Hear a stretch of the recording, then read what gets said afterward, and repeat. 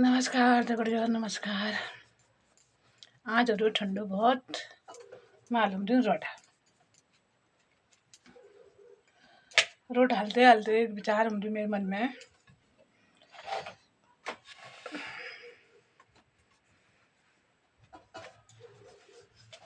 जब तुझे भाई बहन तुम मैं देख छा या सुन छा मैं सुनन फिन और मैं देखन फिन पहली तो तुम सबको बहुत बहुत धन्यवाद।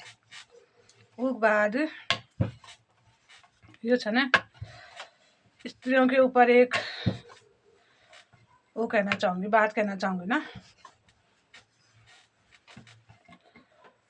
औरत की जो जिंदगी होती है ना, ये क्या है, कलयुग है। कलयुग कलयुग में क्या बोलता है, एक तो इंसान का पैसा बोलता है, दूसरा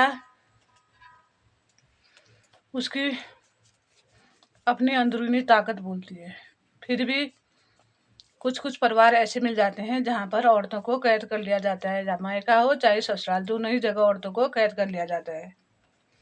इसलिए जहाँ आपको ये चाहिए कि मेरे साथ न्याय होना चाहिए, तो ऐसी जगहों पर आपने पहली बात चुप नहीं रहना है, दूसरी बात शर्म नहीं करनी है, तीसरी बात अपने आप को कभी भी नीचा नहीं देखना है। क्यों?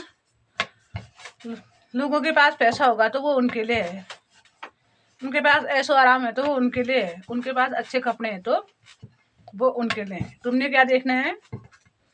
तुमने देखना है अपनी अंदरूनी शक्ति और सच्चाई। तुम फटे हाल में हो तो भी बोलो, तुम्हारे पास एक पैसा नहीं है फिर भी बोलो, बस अपने दिल में कुछ नहीं रखना है और किसी को भी छलना नहीं है। हाँ कहते हुए और जिसमें मौका आता है उसमें ठगना नहीं है उसको। हाँ कह दे और उसके बाद कुछ किया नहीं है, वो भी गलती है।